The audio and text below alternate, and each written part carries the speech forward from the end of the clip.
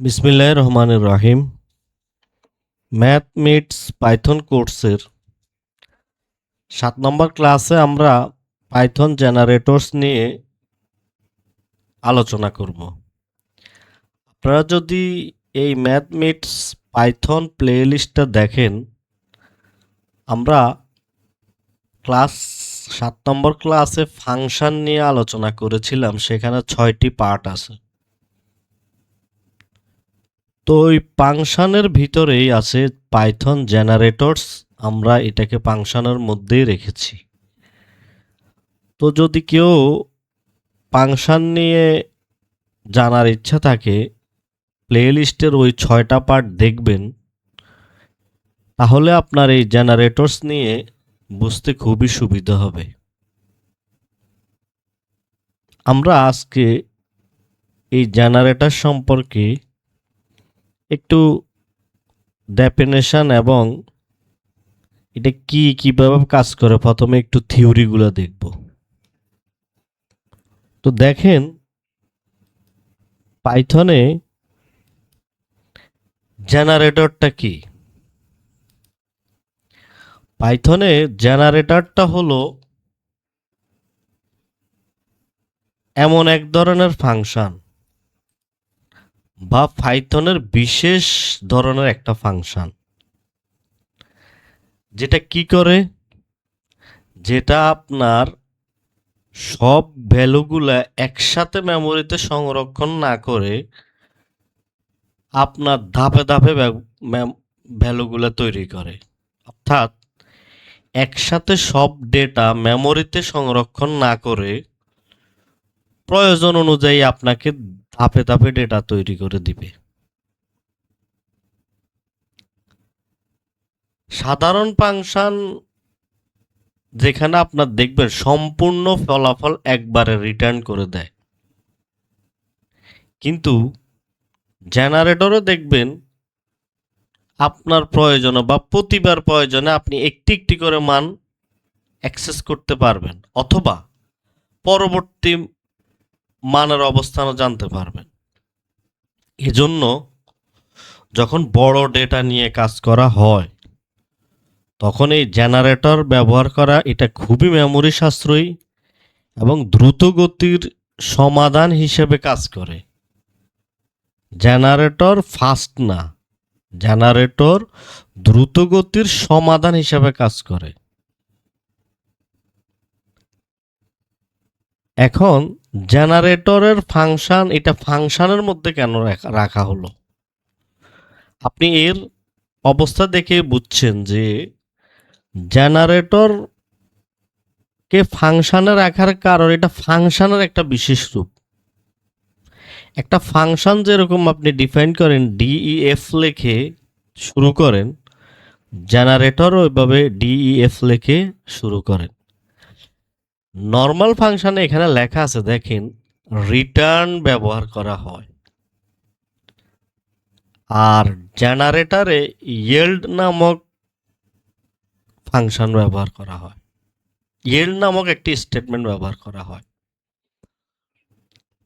ইয়েল্ডটা কি করে? ইয়েল্ডটা সাধারণ ফাংশনকে জেনারেট ফাংশনে রূপান্তর করে। ইয়েল্ড ওয়াইআইইএলডি। সাধারণ ফাংশনে কি হয়, সম্পূর্ণ ফলাফল রিটার্ন করে এবং কাজ শেষ হয়ে যায়, কিন্তু জেনারেটর ফাংশনে ধাপে ধাপে আপনার মানটা দিবে। তো এখানে এই জেনারেটর নিয়ে যে বিষয়গুলো লেখা আছে, কি পয়েন্টসগুলো আমি লিখছি, সবচেয়ে বড় অ্যাডভান্টেজ হলো memory optimisation. Generators do not store all values in memory. সে আপনার সবগুলা ভ্যালু মেমোরিতে স্টোর করে না, সে একটা অবজেক্ট তৈরি করে রেখে দেয়।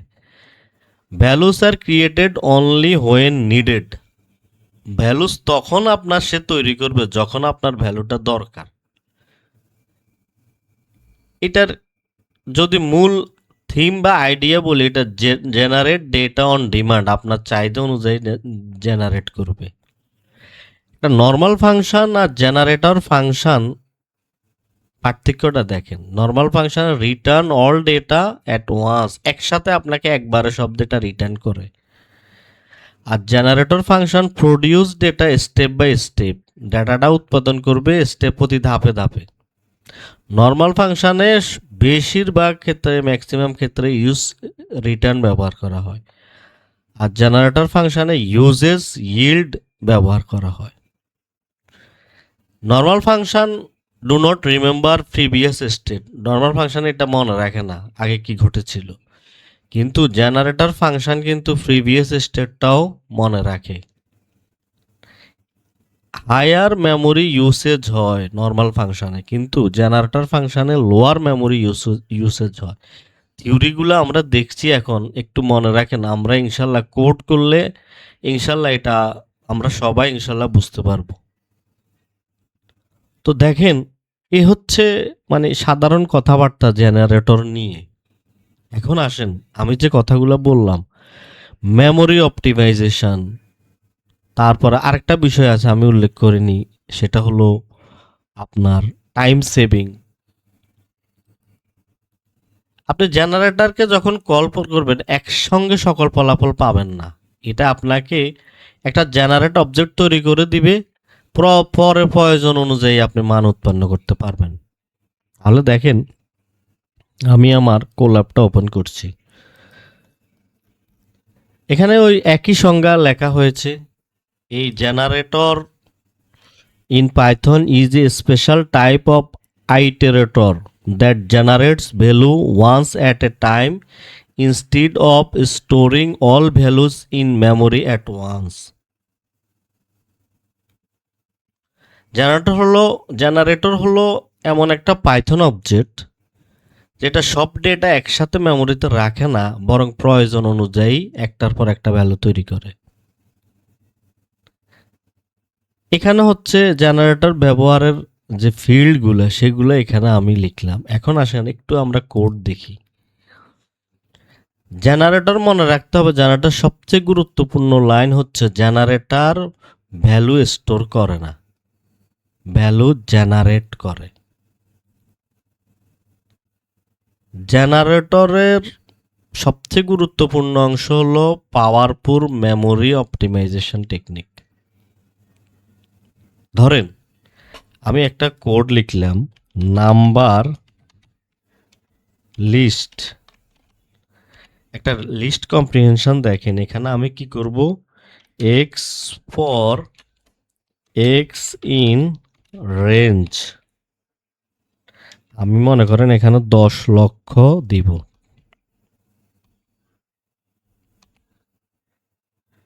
এখন আপনি যদি এটার সাইজ দেখতে চান যে এটা মেমোরিতে কতটুকু জায়গা নিছে, আপনি লিখতে পারেন প্রিন্ট সিস। আমরা সিসকে ইম্পোর্ট করে নিতে হবে, এই লাইব্রেরি দিয়ে আপনি মেমোরির সাইজ দেখতে পারবেন। আরও এটার ব্যবহার আছে, ইম্পোর্ট সিস। এই সিসকে কল করে আমি দিব get size of number list, number list নিলাম আর 1024 দিলাম। এটা আপনাকে ইয়াতে দেখাবে, এমবিতে দেখাবে। দেখেন এই কোডটা যদি আমি রান করি, আমার 8 এমবি জায়গা নিছে সে, 8 এমবি থেকে বেশি। কিন্তু এখন আসেন, এই যে 10 লাখ ভ্যালু আমি তৈরি করলাম x for x in range, একটা লিস্টের মধ্যে মেমোরিতে সেভ হয়ে গেছে, র্যামও স্টোর হয়ে গেছে, আমার 8 এমবি জায়গা নিয়ে নিছে। কিন্তু মানে অনেক মেমোরি লাগছে এখানে। কিন্তু আপনি যদি এটাকে এভাবে লিখেন, নাম্বারস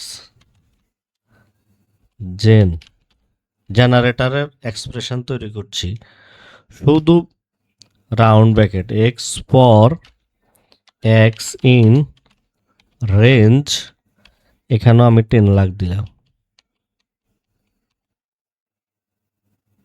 ঠিক একইভাবে আমি প্রিন্ট করছি সিস, একইভাবে আমি প্রিন্ট করছি। দেখেন পার্থক্যটা একটু দেখেন। এইটা কত এমবি নিছে আপনার জায়গা মেমোরিতে? 8 এমবি। কিন্তু এটা কত এমবি জায়গা নেয় দেখেন, মাত্র 0.00018, অনেক কম। এই হয়তো 18, 19, 118, 183 বা 82 বাইটস হবে। আচ্ছা, আমি একটা কোড লিখে রেখেছি এখানে, এটাকে কপি করে নিই।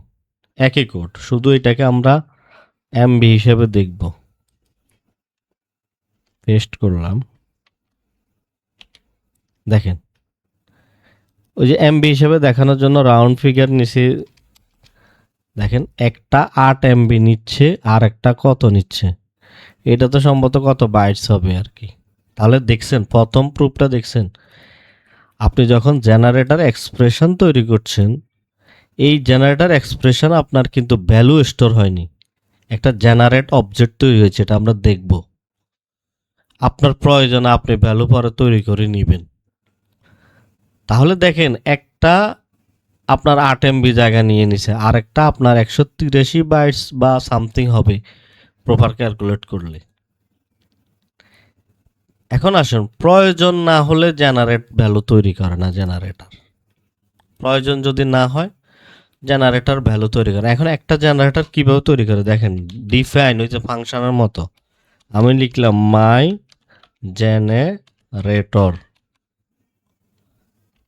এবার আমি এখানে কোলন দিলাম, আমি দিলাম প্রিন্ট স্টার্ট, স্টার্ট। তারপর আমি দিলাম এই যে জেনারেটরের মূল অর্থাৎ রিটার্ন না ব্যবহার করে ইল্ড ব্যবহার করা হয়, ইল্ড 1। ঠিক আবার আমি দিলাম প্রিন্ট, আমি দিলাম মিডল। মিডলে কি হচ্ছে, এখানে আমি ব্যবহার করলাম ইল্ড, এলটা ব্যবহার করলাম 2।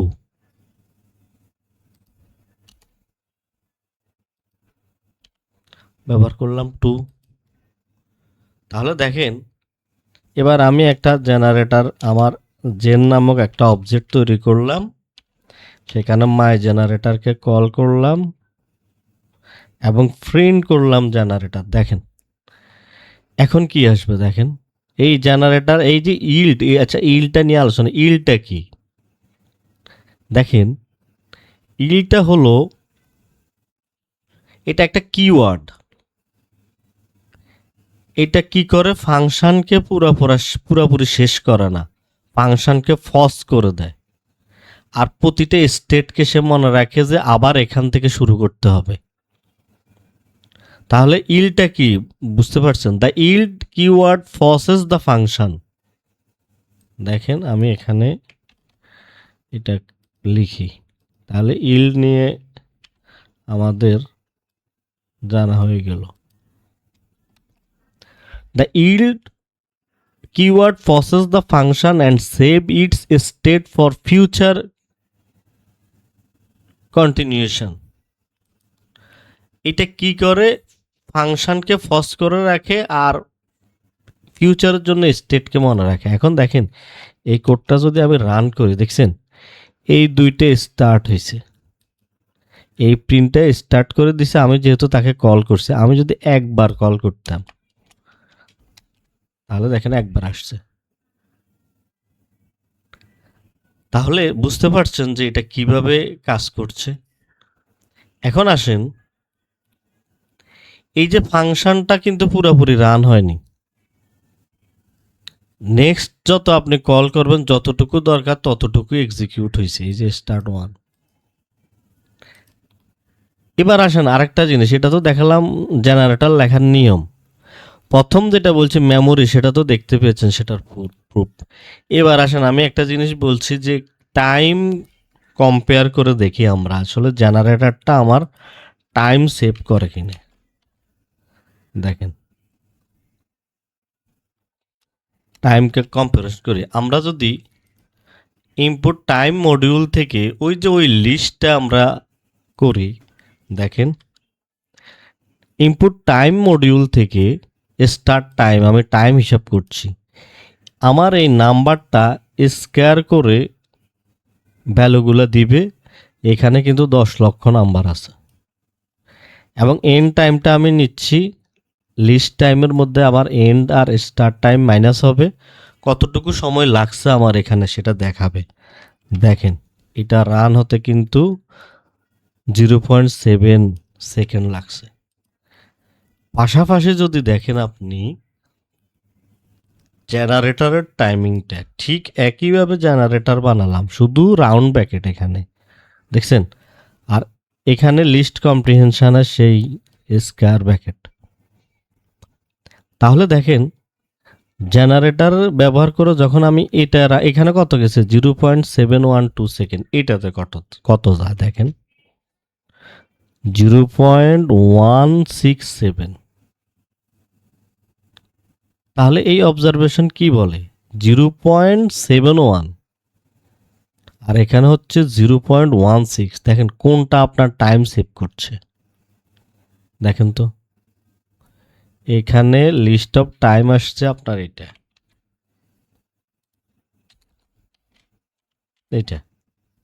আর এখানে আপনার লিস্ট অফ টাইম আসছে এটা, জেনারেট টাইম আসছে, জেনারেটর কল করছেন, টাইম আসছে আপনার এটা। তাহলে দেখেন এক হিসাবে আপনার প্রোগ্রামটাকে ফাস্ট করে দিচ্ছে না সে, মাত্র 0.16 আর এখানে 0.71। আমরা তো ম্যাথমেটিক্যাল পারস্পেক্টিভে আমরা এগুলো বুঝতে চেষ্টা করছি, যারা রিয়েল ওয়ার্ল্ডে কাজ করেন তারা এটার আসল পাওয়ার আসলে বুঝতে পারে। এখন আসেন এই যে দ্বিতীয়টা দেখলেন, টাইম কম্পারিজনও দেখলেন, এখানে মেমোরি অপটিমাইজেশনও দেখলেন, এটা 8 MB নেয়, এটা কত বাইটস নেয়। ঠিক এখন আসেন জেনারেটর মূল কাজ হচ্ছে এটা সব ক্যালকুলেশন একসাথে করে না। আচ্ছা আরেকটা বিষয়, আমরা মনে করি যে জেনারেটর খুব সবসময় ফাস্টার না। জেনারেটরের মূল বিষয়টা হচ্ছে এটা মেমোরি সেভিং এবং এটা হিউজ ডেটাতে আপনার ব্যবহার করা হয়। আর এটা কিন্তু লেজি প্রসেসিং, ওই যে ধাপে ধাপে প্রসেস করে। আরেকটা প্রুফ দেখায় জেনারেটরে, সেটা হচ্ছে আপনি একটা লিস্ট কিন্তু ইনফিনিটি দিয়ে আপনি লিস্ট তৈরি করতে পারবেন না, আপনার ইনফাইনাইট সম্পর্ক নাম্বার দরকার। আপনি এভাবে লিখছেন x for x in range infinity, আপনি এই কোডটা আপনার রান হবে না, ইনফিনিটি নাম্বার আপনার লিস্টে আসবে না। কিন্তু আপনি চাইলেই জেনারেটর দিয়ে ইনফিনিটি নাম্বার তৈরি করে নিতে পারবেন। কিভাবে? এই যে দেখেন আমি একটা কোড লিখছি, কি লিখতে হবে, জেনারেট ডেফ ইনফিনিট নাম্বার লিখলাম, n সমান 1 নিলাম, একটা হোয়াইল লুপ দিলাম, ইল্ড n নিলাম এবং n+1 ইনফিনিট নাম্বার। আপনি যতবার প্রিন্ট করবেন ততবার সে আপনাকে নাম্বার দিবে, যতবার আপনার যত নাম্বার প্রয়োজন। তাহলে দেখেন আমি যদি একবার তাকে কল করি, একবার তাকে কল করছি, দেখেন সে দিছে 1। আমি দ্বিতীয়বার তাকে কল করছি, এখন দিব 1 2।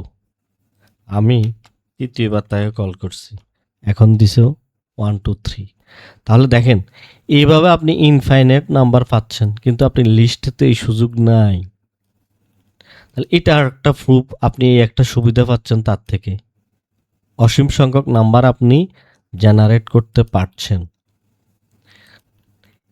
তাহলে দেখেন সব নাম্বার কিন্তু সে স্টোর করে না, ইনফিনিটি নাম্বার, অসীম নাম্বার যে এই ফাংশন দ্বারা তৈরি করতে চাইলাম, সে কিন্তু অসীম নাম্বার কিন্তু সে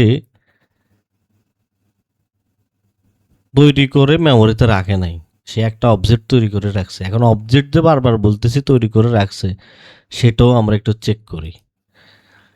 এটা হচ্ছে তার মনে করেন ইন্টারনাল প্রুফ, আমরা টাইপ চেক করব। একটা জেনারেটর তৈরি করার পর আমরা বলতেছি যে এটা কি করে অবজেক্ট হিসেবে রাখে।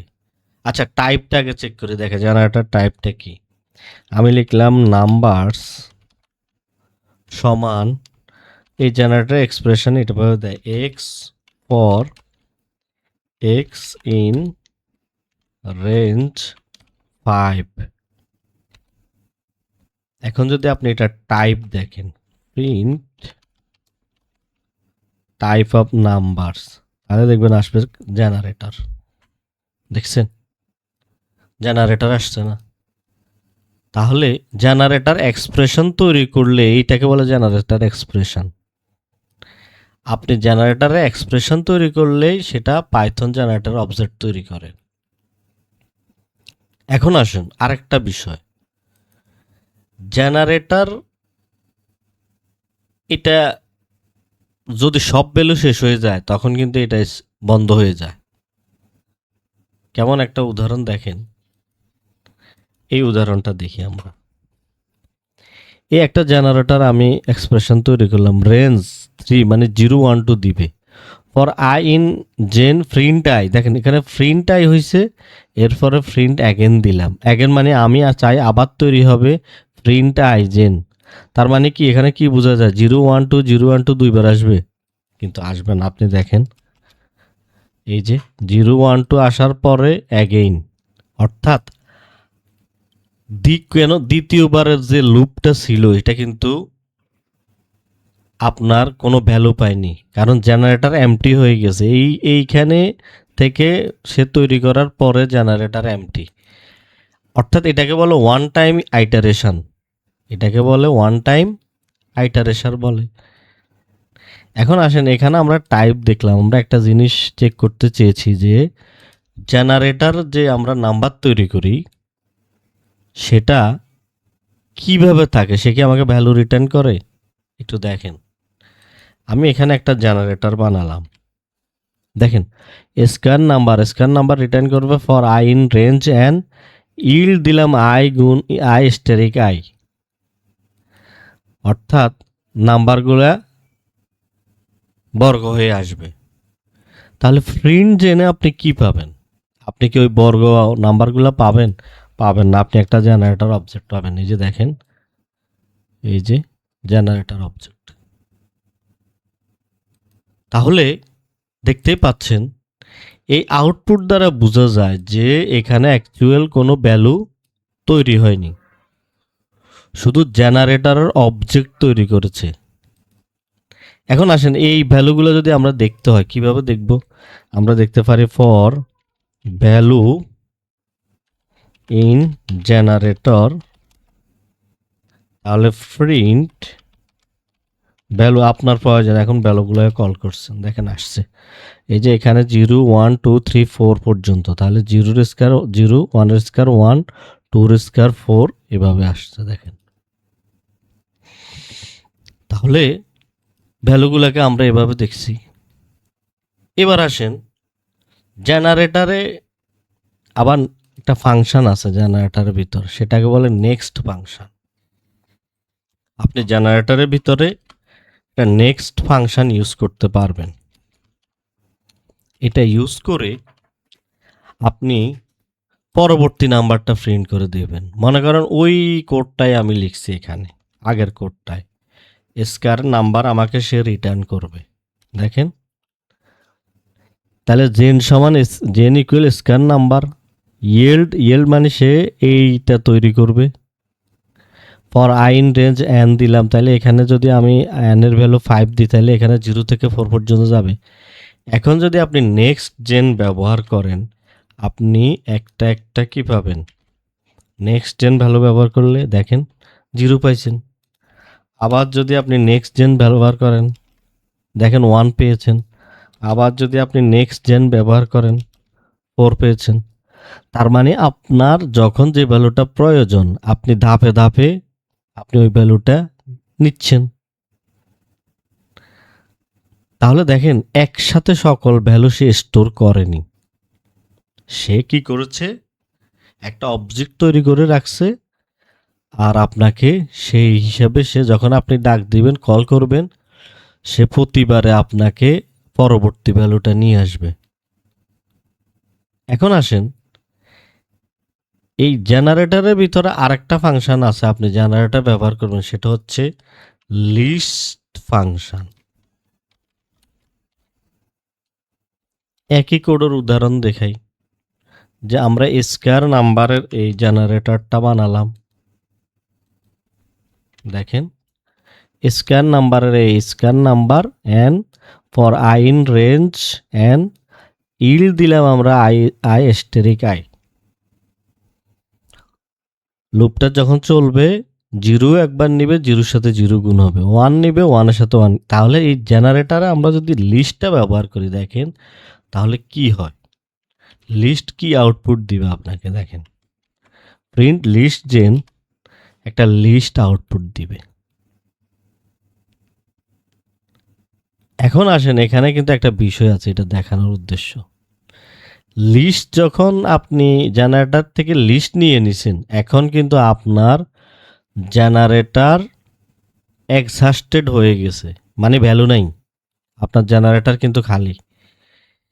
এটা যদি আপনি প্রমাণ দেখতে চান, আপনি যদি এখন এইভাবে কল করেন তাকে, দেখেন এই দুইটা দেখেন, লিস্ট জেন আর লিস্ট জেন দুইটাই দেখছেন, একটার মধ্যে কিন্তু আপনার এই ভ্যালুটা আসছে লিস্ট, কিন্তু পরবর্তী কলে আপনার আর জেনারেটর নাই, খালি ভ্যালু খালি।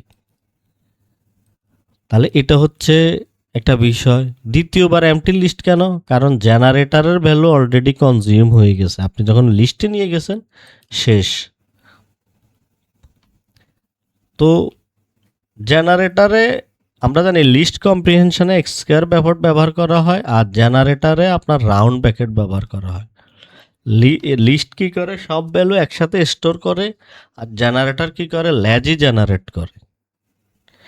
লিস্টটা বেশি মেমোরি নেয়, জেনারেটরটা কম মেমোরি হয়। এই সেশন থেকে তো আমরা এটা বুঝলাম। এবার আসেন, আমরা ফিবোনাক্কি সংখ্যা জানি, যে একটা সিরিজে ধারাতে প্রথম দুইটার যোগফল তৃতীয়টা। আমি যদি জেনারেটর দিয়ে এটা বানাই এবং নাম্বারগুলো যদি আমি চেক করি, তাহলে কিভাবে দাঁড়াবে? দেখেন, এই যে আমি একটা জেনারেটর বানালাম, এইভাবে যদি জেনারেটর তৈরি করি, ইল দিলাম এ বি, বি হবে মানে প্রথম দুইটার যোগফল হবে তৃতীয়টা, এবং এ প্লাস বি পরেরটা আসবে।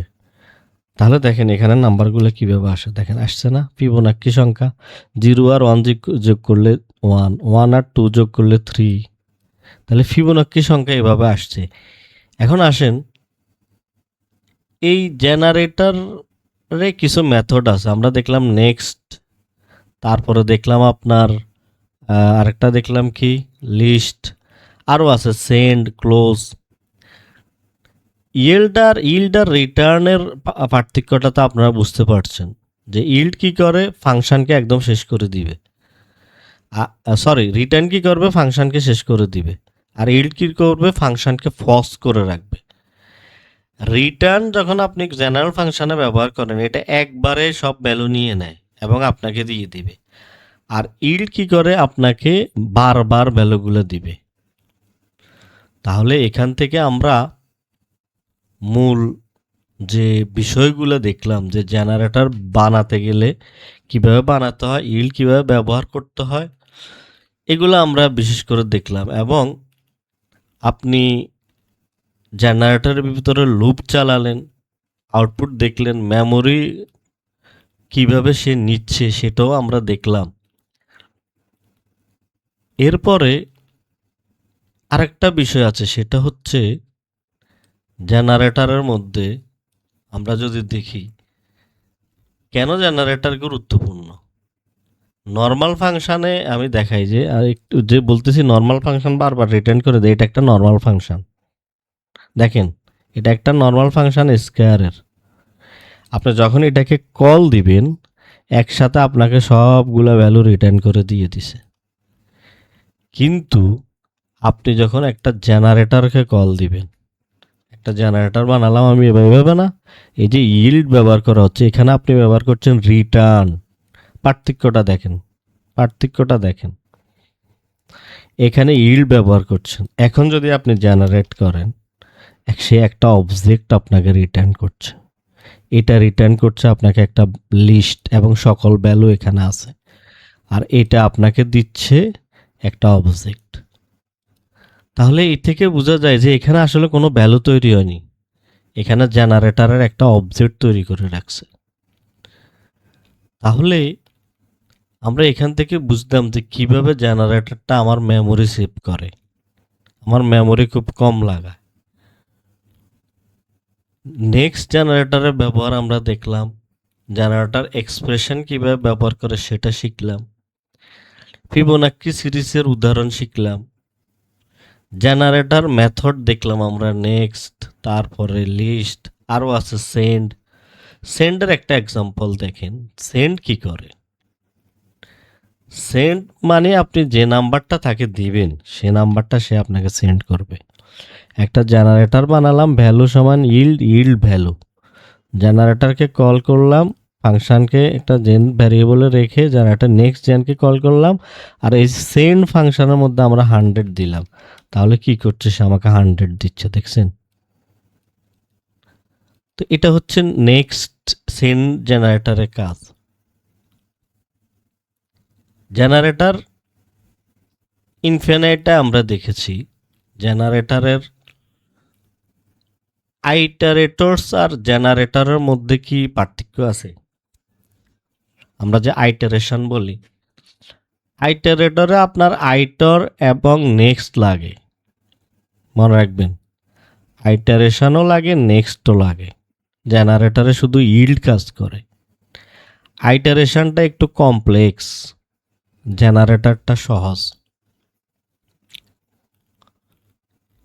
এভাবে আমরা জেনারেটরটা শিখতে পারি এবং জেনারেটর ব্যবহার করতে পারি।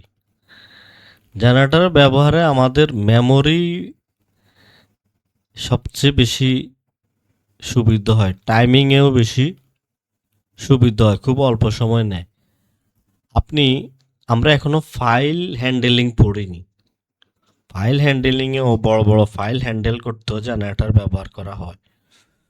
তো জেনারেটর নিয়ে মোটামুটি এই কোডগুলো যদি আপনারা একটু ভালো করে দেখেন বা যারা বিগিনার আছেন, তাহলে বুঝতে পারবেন যে জেনারেটর কিভাবে কাজ করে, কেন জেনারেটরকে মেমোরি অপটিমাইজেশন বলে, লেজি অপারেটর বলে, এগুলো আমরা দেখতে পারি। জেনারেটর একটা বিষয়, এটা আপনার আইটারেশন বন্ধ করে দেয়। যেখান পর্যন্ত আপনার আইটারেশন ছিল, দেখেন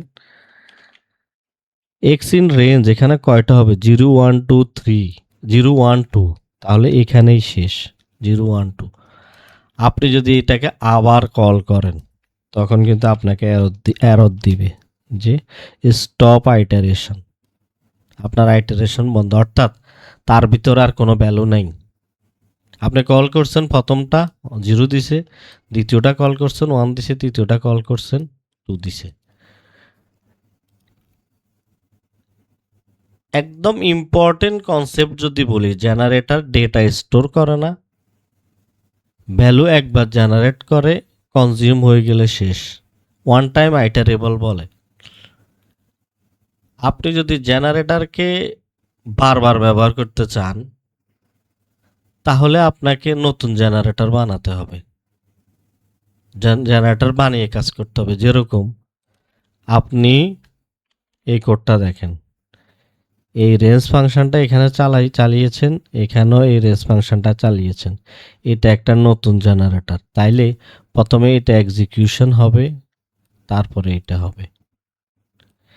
তাহলে দেখেন এখানে আমি যদি দিই যে 4, তাহলে কি হবে দেখেন, প্রথমটা যখন হচ্ছে 0 1 2 নিছে, 0, এই যে 0 1 2 এই পর্যন্ত, পরেরটা এই যে 4 দিলাম এখানে, তাহলে নিচে 0 1 2 3 এই পর্যন্ত। তাহলে আপনাকে যদি বারবার করে চালাতে হয় তাহলে নতুন করে জেনারেটর তৈরি করতে হবে। এই হচ্ছে আমাদের জেনারেটর নিয়ে আজকের আলোচনা। আমরা মেথডগুলো দেখলাম, আপনারা এই কোডগুলো যদি আপনারা ভিডিও দেখে আপনারা চেষ্টা করেন, ইনশাল্লাহ আমার মনে হয় জেনারেটর নিয়ে তেমন কোনো কনফিউশন থাকবে না। এখন আসেন আবার শুরু থেকে বলি জেনারেটরটা কি। 1 নম্বর কথা হচ্ছে এটা হচ্ছে আপনার ফাংশনেরই একটা বিশেষ রূপ। কেন? ডিএফ দ্বারা তৈরি হয়। পার্থক্যটা কোথায়? ইল্ড ব্যবহার করে, জেনারেল ফাংশন রিটার্ন ব্যবহার করে। সাধারণ ফাংশন রিটার্নের সম্পূর্ণ ফলাফল রিটার্ন করে দেয়, দেখেছেন উপরে। সাধারণ ফাংশন সম্পূর্ণ ফলাফল রিটার্ন করে দিছে, কিন্তু জেনারেটরটা একটা অবজেক্ট তৈরি করে রাখছে। আপনার প্রয়োজনে ভ্যালুগুলো পরে দেখে নিতে পারবেন, ওই যে লুপ দিয়ে কল করে করে ভ্যালুগুলা দেখতে পারেন। জেনারেটরকে কল করার সঙ্গে সঙ্গে ফলাফল পাওয়া যায় না, বরং এটি একটি জেনারেটর অবজেক্ট তৈরি করে যা পরে প্রয়োজন অনুযায়ী মান উৎপন্ন করে। এখন আসেন ফাংশনের একদম শেষের দিকে এটা শেখানো হয় কেন? কারণ পাইথন শেখানোর সময় প্রথমে ফাংশন শেখানো হয়, তারপরে তার উন্নত রূপ হিসেবে জেনারেটর আলোচনা করা হয়। দেখবেন বেশিরভাগ ব্লগ, ডকুমেন্টেশন বা কোর্সে জেনারেটরটাকে ফাংশনের অধ্যায়ের শেষে রাখা হয়, অধ্যায়ে রাখা হয়। ফাংশন জেনারেটর ফাংশন ধাপে ধাপে মান প্রদান করে, নিজের আগের অবস্থায় স্টেট মনে রাখতে পারে। তাই এটা এই পদ্ধতিটাকে উন্নত এবং স্মার্ট বলা হয়। আর সাধারণ ফাংশন এটা সবসময় একবারে সম্পূর্ণ ফলাফল রিটার্ন করে দেয়। তো আজকের এই কোডগুলো যদি একটু দেখেন এবং কোড করে কোনো কনফিউশন থাকলে সেটা যদি জিপিটি করেও নিতে পারেন, আর ভুলভ্রান্তি থাকলে ফিডব্যাক দিবেন, ইনশাল্লাহ শিখবো। এটা লার্নিং প্ল্যাটফর্ম। তো সবাই ভালো থাকবেন। আসসালামু আলাইকুম।